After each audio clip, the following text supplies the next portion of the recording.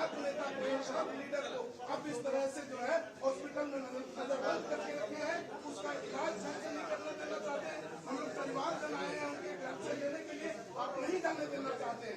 आप क्या है, हम मरने देना चाहते हैं, हम लोग मरने नहीं देंगे।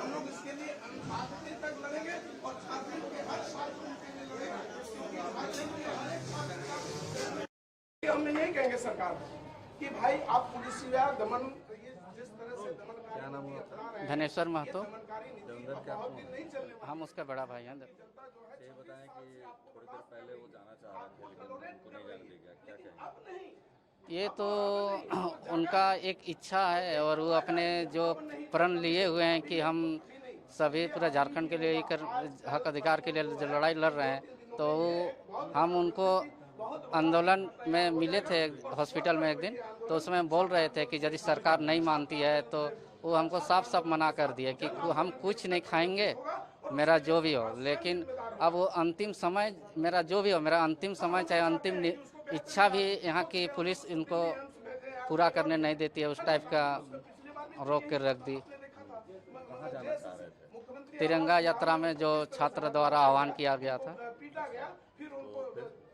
तो उनको जाने नहीं दिया गया। उसके बाद हम लोग देखे उसका मोबाइल में, उसके बाद हम लोग आए उनसे, और मेरा इच्छा है कि जब यहाँ उसको नहीं किया जाता है तो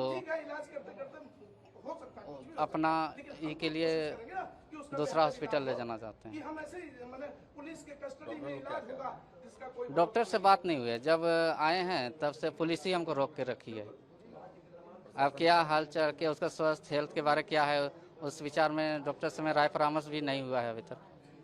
यही दुख तो इसी बात की है कि एक तिरंगा वंदे मातरम की नारा लगाते हुए ये 80 वर्ष हो गया स्वतंत्रता के, तो स्वतंत्रता का भी कुछ जो है आप भी भाई हैं, सभी एक साथ आप लोग सब भाई हैं।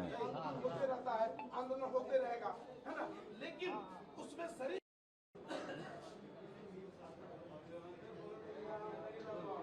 क्या नाम है आपका? मेरा नाम मनीष कुमार साहू। तो ये बताएं कि जो थोड़ी देर पहले देवेंद्र महतो जाना चाह रहे थे तिरंगा यात्रा में, तो उनके साथ क्या हुआ और तो क्या कहें? देखिए वहाँ पे क्या है कि हम लोग सुबह यहाँ 8 बजे से डटे हुए थे और हम लोग आज देवेंद्र नाथ महतो को चाह रहे थे कि आज़ादी का दिन था, आज़ादी सबका हक है, तो स्टेडियम में वो इच्छा जाहिर किए कि वहाँ पे हम लोग झंडा फहराएंगे।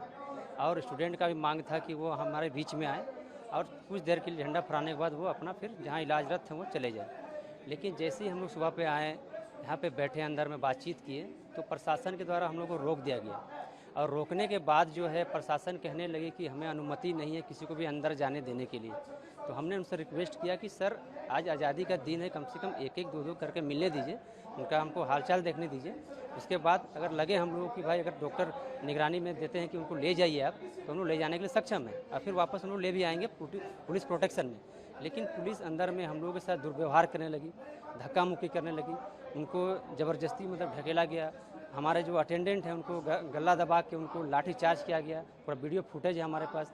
तो अंदर में बहुत ही बेरहमी से इस तरह का जो कृत्य है पुलिस का, ये एकदम कहीं से भी मतलब हम लोग मान्य नहीं है।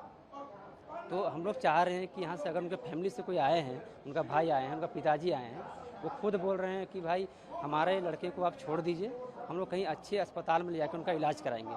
अगर यहाँ पे इलाज अगर कराते हैं तो सीएस साहब जी से बोल रहे हैं कि हम लोग यहाँ पे सक्षम हैं, तो ठीक है, अगर आप सक्षम हैं तो आप पुलिस बल को यहाँ पर तैनात कर क्यों रखें? सवाल ये है सरकार से कि आप अपने छावनी में हटा दीजिए ना यहाँ से। अगर यहाँ पे आप इलाज करते इलाज कीजिए, मरीजों का इलाज कीजिए, लेकिन यहाँ पे तो आप छावनी में तब्दील कर दिए हैं, उनको आप डिटेन करके रखे हुए हैं। कोई मिलने आ रहा है उसको धक्का मुक्की कर रहे हैं, आप उसको मारपीट कर रहे हैं, यहाँ तक कि देवेंद्र नाथ महतो को आप लोग मारपीट कर रहे हैं। तो ये सर ये तो सरासर गलत हो रहा है सर। तो हम लोग चाहते हैं कि देवेंद्र नाथ महतो को जल्द से जल्द यहाँ से रिलीज़ किया जाए, उनके परिवार को सौंप दिया जाए, वो अपना कहीं जाके अच्छा से इलाज कराएंगे, वही उनका मांग है। क्या नाम है आपका? मनीष कुमार साहू।